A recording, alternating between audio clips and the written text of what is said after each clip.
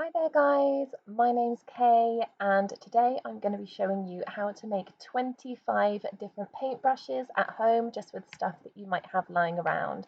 This is really great for teachers who are doing homeschooling at the moment. It's classic that we get the excuse coming up, oh miss, I couldn't possibly do that project because I haven't got a paintbrush. Well, there's no excuse now because this video is here. Out of all of the ones that I made, I actually had 5 favorites. So I'm going to be doing a separate video which shows just those 5, which are probably going to be the most appropriate. So you can see here that I've got kebab sticks and I'm just going to be cutting those in half. I don't usually cut all the way through them. I just roll around and then snap them with my hands. This one, I'm just going to be using a nail file just to create like a bevel at the end. So it's just a slightly different tip. That's one down already. The next one is just a little piece of rope that I've got, and I'm just going to use the pointy end of the kebab stick and kind of spear it like some kind of torch. And then I'm going to use this tape. You'll actually see that I struggle a bit with this tape. In the end, the tape was a bit rubbish, so I didn't use it again after that. I was rather hoping it would be really stretchy and grab it really, really nicely, but it actually didn't work that well. So it's okay for this one, but I probably won't be using it again. So I just tape it to the stick and then break up the end of the rope just to make like a fluffy end. It is going to be a big thick brush, but that's okay. It's different brushes. This one's just a cotton bud and I'm going to use it as it is. This one you'll see I spend quite a lot of time tearing apart this feather. This is a goose feather, but you could use any feather. It could be a pigeon feather or a chicken feather, whatever you find, something out in the park or something on the floor, anything like that. So I just pull a few little fibers out and spend quite a lot of time trying to get them lying the right way. But in the end, I just tape those little fibers to the end of one of my kebab sticks and then just give them a light little trim to try and get them into a nice tip. This has got a lot of potential, this brush, and I think if I'd spent more time getting it perfect, I could have got something that was really, really usable. Now I'm just going to use some wool or some yarn. It can be synthetic, it can be natural, and I just literally tape it to the end of one of the kebab sticks. Again, I'm just going to cut some more. So you'll see that I roll around and then snap, and I roll them around and then snap, rather than trying to cut all the way through them and hurting your wrist doing it. So I just make myself like a little loop like that, chop it off, and I just go ahead and tape that straight to the stick. I actually found it easier to put the tape onto the stick and then try and wrap it round. That was quite a nice, easy method. So I've got these loops at the top, then I'm just going to snip them, and then I'm just going to spend some time just unraveling those. You could get a comb out or something and really spend some time unraveling them. I wanted to do this really quickly. It's just an experiment, but I could have made this into really quite a nice fine brush, I think, if I'd have spent the time doing it. So I just kind of pulled it apart, so it's quite a big brush, and then I just gave it a light little trim with my scissors just to get it into something a bit finer. So that's another brush down. This time I used some foam. You can actually buy these from art stores. So I just thought, why not make my own? I can just use a little piece of sponge. And again, I'm just going to be taping it straight to the top of one of my kebab sticks. I'm not going to make too much of a thing of it. I think if I was to make it again, I would give myself less of the sponge at the top to give me more control. But again, I just trim it into a nice tidy point. This is real. This is proper caveman painting. So this is a piece of dogwood just from my garden. I kind of had a bottle. I would have squashed the bottle and squashed it against the desk, but I was worried about shaking the camera. So I kind of just crushed it against the bottle instead. You can see it starting to sort of spread out into its fibers. Here I just grab a pair of pliers. I'm just using that to squash it. I'm not cutting it or anything. You can see it's really spreading out now into its little strips. But you could use anything. You could crush it under your heel, anything like that. So you can really see how it's becoming quite brush-like. I just trim that into a nice little tidy tip. But again, I could have spent a lot more time to get that really, really threaded. This is a piece of buddleia or butterfly bush. I chose this because it's slightly different. It's in the green, which is a little bit more flexible. You can see that it's got a green tip to it. I just wanted to see if it was going to behave differently.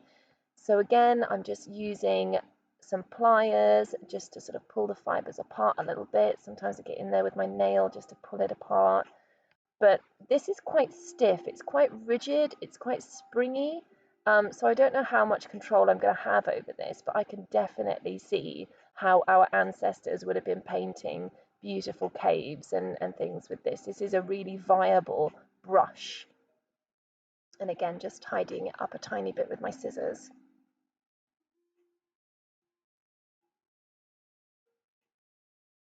This next one is actually one of the best brushes I made, and it's actually a wet wipe. So I kind of pulled some of the fibers off the wet wipe. I tore it, I didn't cut it. It's quite important to tear it, I think. And then I go along and pull the fibers out so it's got these hairy little bits sticking out. It's actually made one of the best brushes I think I've made at home. So I got one kebab stick and I just literally rolled it, and I'm trying to keep it nice and tight and tidy. So I cut this one here because I wanted to make a smaller brush with a smaller tip. Again, just pulling it out to try and get the fibers to lie flat. The only thing about the wet wipe brushes is that they don't ping back into place. So they do sort of stay in whatever direction you're lying them. So that it's not quite like a usual paintbrush, but you can get more control by making the brush smaller and bringing the tape down closer to the tip. And I just trimmed some of the hairiest bits off. So I decided to make myself a big brush and a small brush of this because I thought that was going to make it more versatile. They actually work really, really well, and I was using them with coffee the other day with my students, and they were absolutely great because I had a student who said they didn't have a paintbrush, so I made one right there in front of him. So this next one, I'm going to use some lollipop sticks. I am going to just nip them in half so they're a bit slimmer. You don't have to do this, but you can. And this time I'm going to use some Hessian tape or sackcloth or jute, whatever you like to call it. I actually decided to chop it in half to make it easier. You could use any piece of fabric as well. It doesn't have to be something quite this coarse. It could be a piece of cotton, anything that you feel that you can pull the threads out, like you can see me doing there. I did find that it fought back a little bit. It kind of pinged back at me slightly. So I did find putting the tape on quite fiddly. I had to be quite dexterous with my fingers to keep it tight. So it might be trickier for younger students to use this one. And I actually slipped down a little bit, so I had to wiggle the stick back. It's made quite a thick brush as well, so I'm not sure totally how viable this particular brush is. This one here, I'm literally just going to use the tip of the goose feather. Why not? My last feather one was quite successful, but you'll see here that I just use a different feather and actually just decided to just put a piece of tape round to try and give me some better control. There isn't actually any need to chop the bits off the feather, so I'm just going to see how it works if I just make myself a tool that way. It's less effort. This one, I'm just going to use it exactly as it is, just as a wooden stick. Just like my yarn one that I did, the wool one, I'm just going to use some string, but this time I'm just going to use a bit of cocktail stick, just as, not cocktail stick, lollipop stick, so you can see that it's really easy. It can just be on anything straight, and it doesn't have to be a stick. It can be anything. It can be a pencil. It can be a stick from outside. This time I didn't break up the fibers. I just wanted to see how they would behave if I just left them as they are. This time I used a pom-pom. You can get these anywhere. They're like in craft shops. They'll be on bits of packaging, bits of clothing, old Christmas decorations, Christmas cards. They're all over the place. In the end, I would say that I probably regret cutting the pom-pom because it did start to fall apart in my fingers. So you'll notice I have to put like a little bit of support up the back of the pom-pom to hold it together with the tape. So in hindsight, I think I probably wouldn't have cut it. It does make quite a chunky tool, but it depends on what you're doing with it. If you're trying to make a nice big blended sky, maybe it's ideal. This time I'm going to use some different sorts of things. These ones I usually use for drawing tools rather than painting tools, and they probably won't last for a whole project. You'd probably have to remake them several times. but they're still relevant. So this is just packaging material from an Amazon box.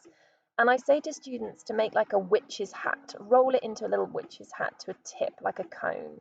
So that one is a cut edge, but this time I'm going to use just a sausage, and I'm just going to do it along the torn edge because it might behave differently. It might be more absorbent on the torn edge. So I just wanted to experiment. And this time I'm going to make another witch's hat or a cone, just using the torn edge, which I think is going to be more absorbent. This paper is holding its shape nicely, so it's quite good. I'm feeling quite positive about this, and I pull out the fibers a bit at the tip there. This time, just a piece of printer paper. Again, I'm going to use a torn edge one, and I'm going to do a cut edge one just to see if they behave differently. Because the printer paper is a bit more springy and wants to be flat more, I'm just going to tape the base. If I was going to use it straight away, I'd probably just hold it in my hand.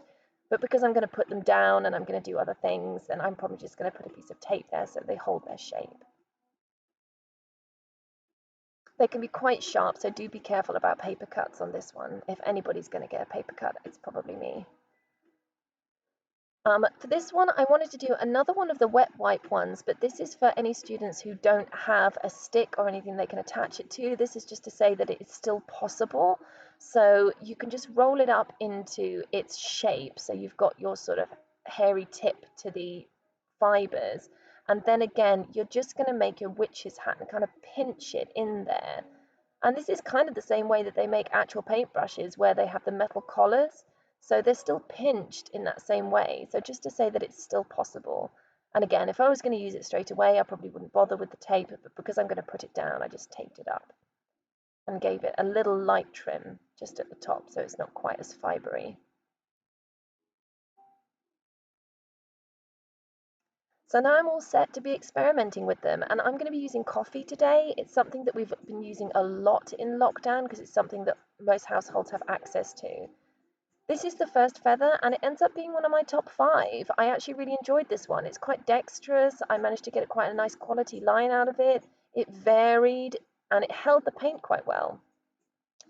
This is where I start to experiment with some of my card ones and some of my paper ones. They're nice, they're dexterous, they're delicate, they're easy to use.